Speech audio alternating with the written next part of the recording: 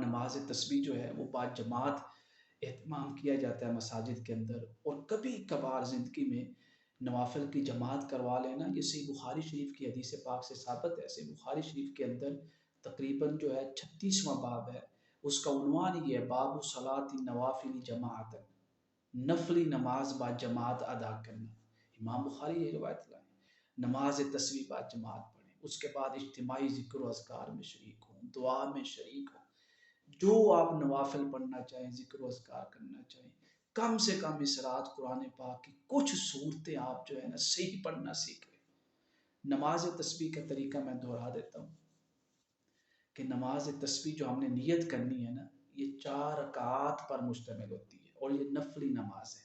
4 رکعت نماز نفل صلاۃ تسبیح یا نماز تسبیح، بندگی اللہ تعالیٰ کی، منہ میرا قبلہ شریف کی طرف۔ اگر آپ امام کے پیچھے ہیں تو پیچھے اس امام کے، اگر آپ اکیلے پڑھ رہے ہیں تو اللہ اکبر۔ زبان سے نیت کرنا ضروری نہیں ہوتا، دل سے بھی ارادے کا نام ہی نیت ہے، وہ کافی ہوتا ہے۔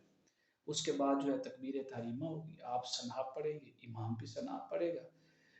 ثنا کے بعد جو ہے آپ بھی اور امام بھی 15 دفعہ یہ تسبیح پڑھیں گے، سبحان اللہ والحمد للہ ولا الہ الا اللہ واللہ اکبر، یہاں تک جو حدیث پاک میں 15 دفعہ تسبیح پڑھنے کے بعد اگر آپ اکیلے نماز پڑھ رہے ہیں یہ نماز تسبیح، تو ساتھ سورہ فاتحہ پڑھیں گے، اعوذ باللہ بسم اللہ کے بعد سورہ فاتحہ کے بعد جو بھی سورت آپ پڑھنا چاہیں وہ سورت پڑھیں گے۔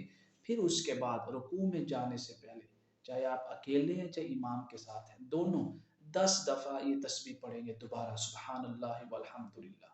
پھر رکوع میں جائیں گے، رکوع کی تسبیح کرنے کے بعد یعنی سبحان ربی العظیم 3 دفعہ پڑھنے کے بعد 10 دفعہ پھر نماز تسبیح والی جو خاص تسبیح ہے سبحان اللہ والحمد للہ وہ پڑھیں گے۔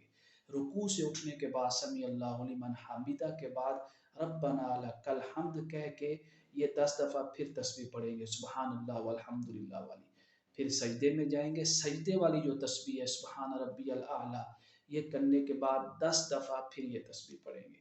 پھر دونوں سجدوں کے درمیان بیٹھ کے 10 دفعہ یہ تسبیح پڑھیں گے، سبحان اللہ والحمد للہ والی۔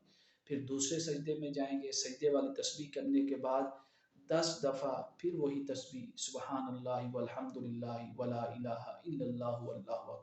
اس طرح ایک رکعت میں 75 دفعہ آپ نے یہ تسبیح پوری کرنی ہے۔ دوسری رکعت کے لیے آپ کھڑے ہوں گے تو اس میں قرات سے پہلے 15 دفعہ سبحان اللہ والحمد للہ والی جو ہے تسبیح آپ مکمل کریں گے۔ پھر باقی وہی روٹین میں 10 دفعہ۔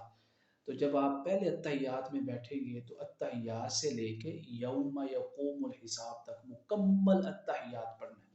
پھر جب کھڑے ہونا ہے تیسری رکعت میں سبحانک اللہم سے شروع کرنی ہے، ثنا پڑھنے کے بعد پھر اسی ترتیب سے جو تسبیحات ہیں نماز تسبیح کی، جو اس تسبیح کو سبحان اللہ والحمد للہ کہتے ہیں، اسی ترتیب سے جس طرح پہلی رکعت میں پڑھی تھی مکمل کریں گے۔ 300 دفعہ آپ نے مکمل کریں۔ اگر کہیں عدد آپ کا رہ گیا ہے تو اگلے مقام پہ جب آپ یہ تسبیح پڑھیں گے تو پیچھے جتنا عدد رہ چکا ہے وہ اگلے عدد کے ساتھ ملا کے اس کو مکمل کر لیں۔ یا پھر ایک اور طریقہ ہوتا ہے، جب آپ آخری اتحیات میں بیٹھیں تو اتحیات شروع کرنے سے پہلے جو عدد آپ بھول گئے تھے، جتنا عدد آپ کا رہ گیا وہ آپ کے خیال میں اتنا آپ پڑھ لیں، اس طرح آپ کا عدد مکمل ہو جائے گا۔ پھر آگے جو ہے اتحیات پڑھ کے یوم یقوم الحساب تک سلام پھیر دیں۔ زیادہ ہو جائے تو کوئی حرج نہیں، پر کم نہیں ہونا چاہیے۔